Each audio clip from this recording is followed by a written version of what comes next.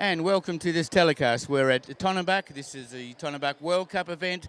This is the 13th of our 14-round series, and we're going to see a very exciting event tonight. There'll be 2 rounds. We'll be watching coming back into the second round, and riders from the first round will be invited. The top 10 at this stage, I think, will be invited back, and then we're going to be watching a very exciting jump off against the clock.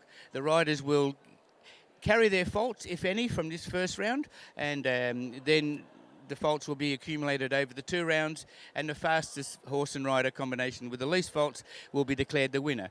We've got a lot of very experienced horses here tonight, as well as a few first-timers, so it's going to be very interesting. And we've just at the moment got the general public out walking the courses and giving them an idea of the size of these fences, which are really quite big.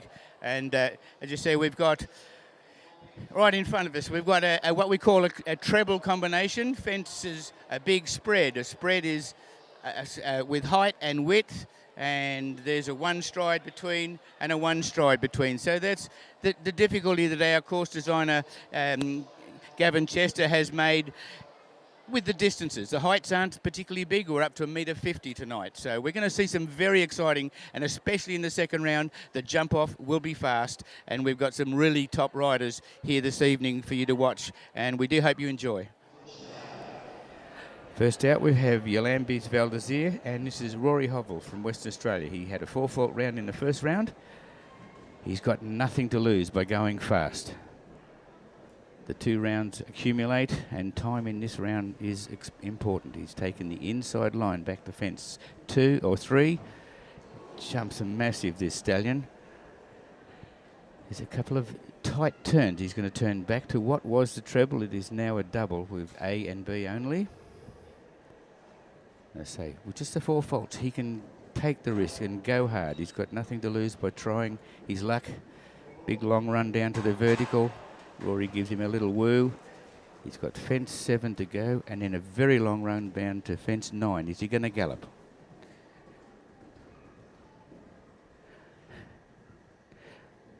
And 12 strides down to the last, and a time of 49.04.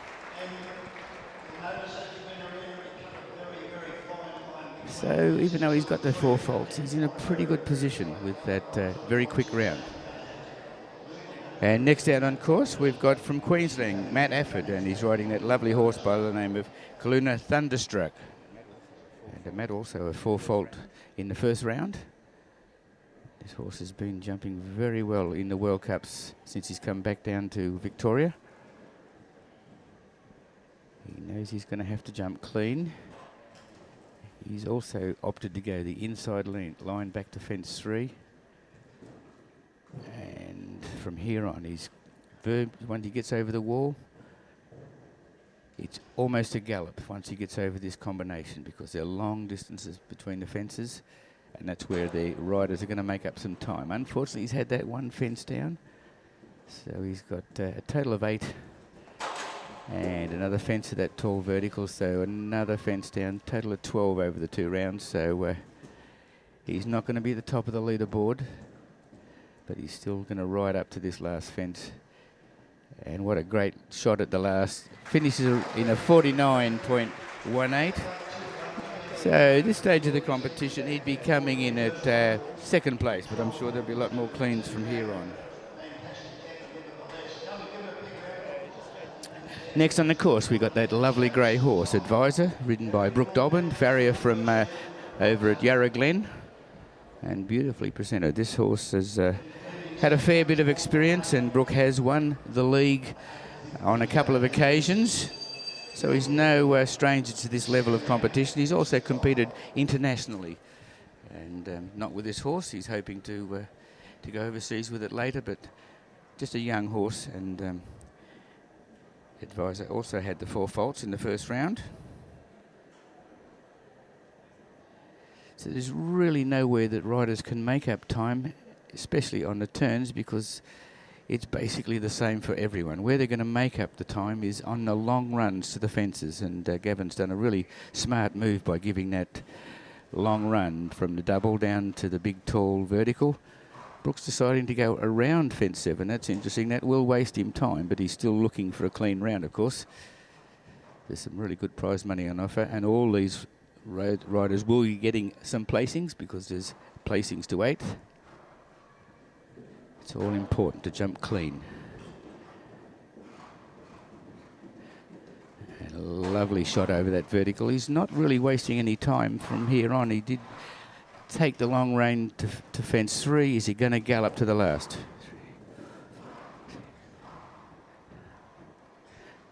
And he did 13 stride to the last and broke the time at 43.81. 49.81, sorry. So 49.81, that would put him at this stage into 2nd place. So where he really did lose it is going to fence 3, but he obviously decided to take that risk because knowing the horse, he didn't want to scare him too early. Next to go, we've got another 4-faulter. This is that lovely little grey horse by the name of Caltango. And Caltango has won a World Cup this year and won up at Shepparton. And Timmy, very experienced rider. He's an accountant by trade. And this is a bouncy little grey horse. So he's going to manage the 2. He's also elected to go the wide way. That's interesting. Would have thought Timmy would have gone the shorter route. Big leap over the fence 3, that big modified oxer. And big leap also over the wall. Turning back to the double combination, or the treble that it was. Good shot in and out. Oh, he galloped to the last, to that little vertical and had to take a hold. He's turning back to fence 7, which is a very skinny oxer, and gallops to the last.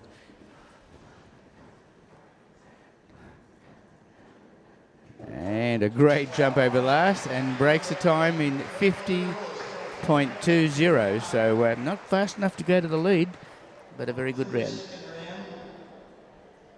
So at this stage, that would put Timmy into 3rd place. Onto the course, we got the first of our clean rounds in the first round. This is Adam Prime, and Adam is riding Saddle Up Darn Good, a Clydesdale cross horse. Adam's a school teacher, and this horse has had quite a few World Cups and has some success. He's a really handy horse. And as he's got no faults to carry, he's really hoping to jump clean, because if he has a slow, clean round, that will put him into the lead at this stage of the competition. Mind you, if he has one down trying to have a slow round, it really drops him down the leaderboard. So it's important that he keeps his tempo up.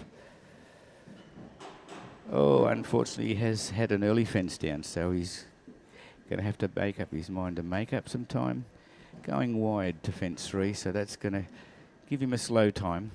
I think Adam's just deciding that he might as well give this horse a good ride and get him home without any more faults and not worry so much about winning the class.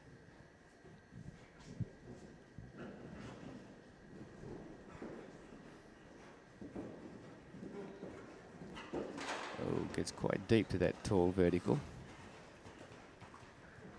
Just settling him down to this tall but skinny oxer. And this very long run down to the last fence. Very slow time, but just finishes with the 4 faults over the 2 rounds. So that will put him onto the leaderboard, but it's nowhere near the lead. He would have had to go faster than 49.04, time set earlier by Yolambis Valdezir. Next out on course, we have our Olympian Russell Johnson. And Russell is riding Borealis Centurion. This horse went clean in the first round. So Russell did represent Australia at Atlanta, so a very, very experienced rider. And not such an experienced World Cup mount. I think this is the first season for this horse, but a horse that's showing an awful lot of promise.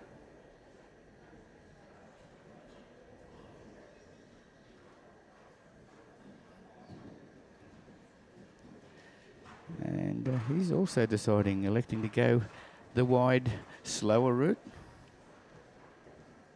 and hoping to come home with a clean round and put himself well up on the leaderboard if he can do so. It is risky, of course. If he has one down, he's going to be well down the list.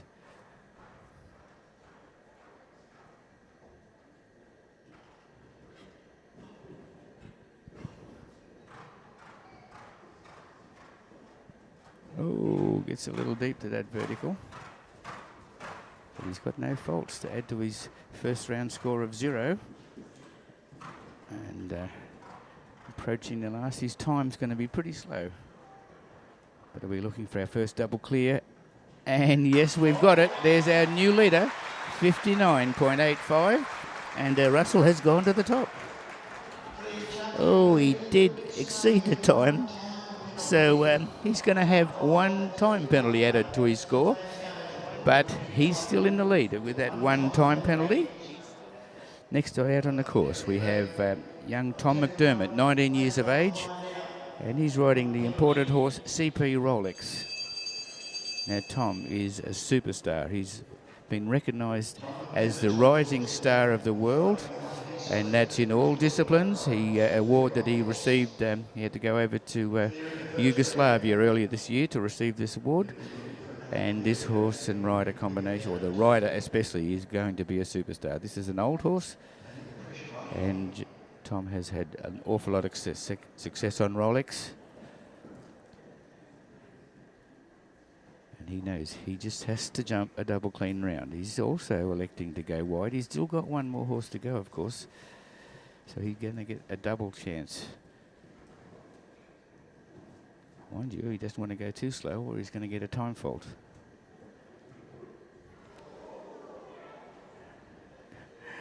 Yeah, we don't get judged on how well they jump them. They've just got to jump clean.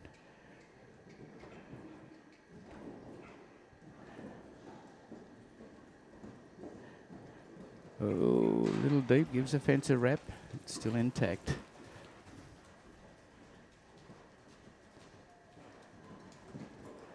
And I'm sure he's going to keep the foot down going to this last. It's a tall fence, but it's a skinny fence.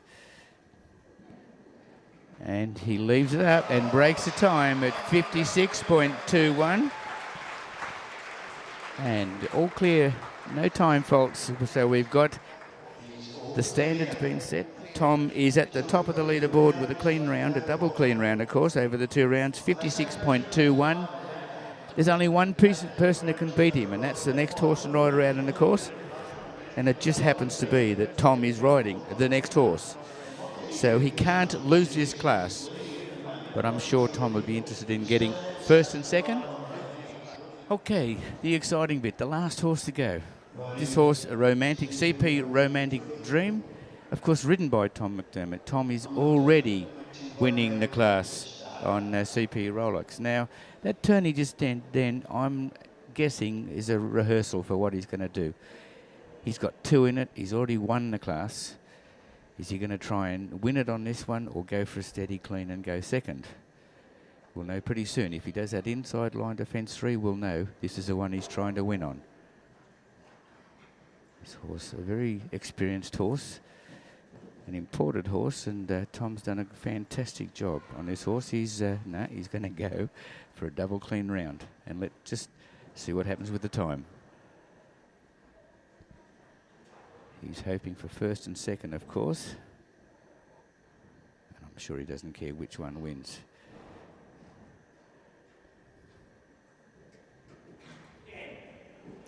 Bit of encouragement through the double. Oh, gives the fence a wrap.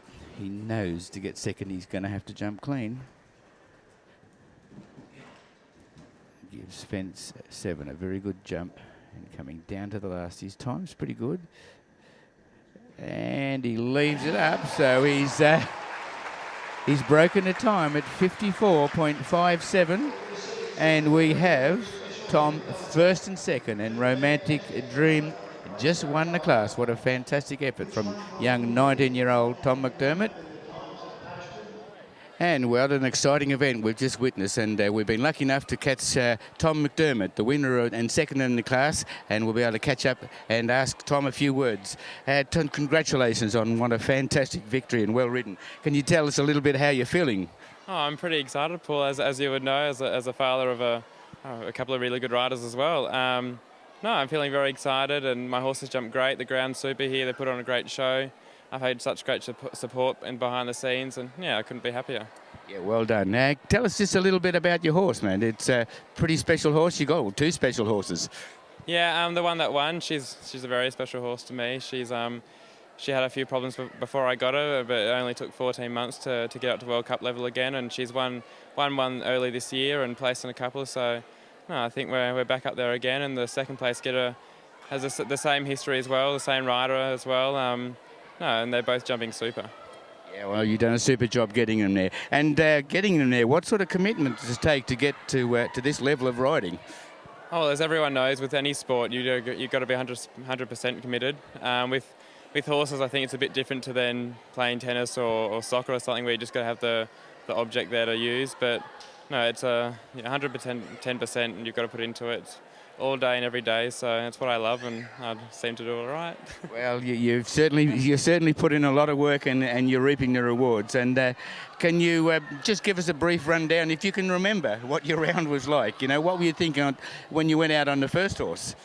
Well, on the first horse and the second round, I was a little bit nervous because I knew I had to go clean, obviously. But I've been in a couple of sort of big pressure situations like this before, and I've sort of cracked under pressure, not gone so well. So I know just to treat it like a normal round, not as a World Cup, and just go out there and do what I do. And yeah, and then the second horse, I was a lot more nervous as well. So no, but I sort of tried to handle the pressure, and they both jumped really good for me. Well, you certainly do what you do with great. It looks like there's no pressure at all. You do a fantastic job, and obviously one of your best days, I would imagine, getting a first and second. That's pretty unique anywhere in the world. Well, obviously, what went right? Well, everything went right tonight. You couldn't have got a much better class, I don't think, and everyone else had really good horses in it. Yeah, the course was really good. It was just big enough, I think. There were a few tough lines in it. The ground was really good, so no, I couldn't have asked for a much better night.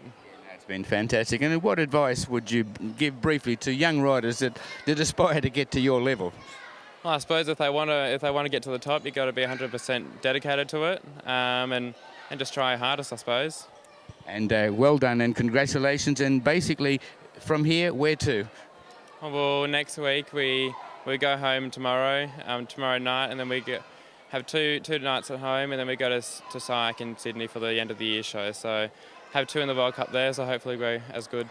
Well, congratulations, and what a fantastic effort, and couldn't be a greater deserving winner, and we wish you all the best, and thank you very much for your support and help tonight. Thank you.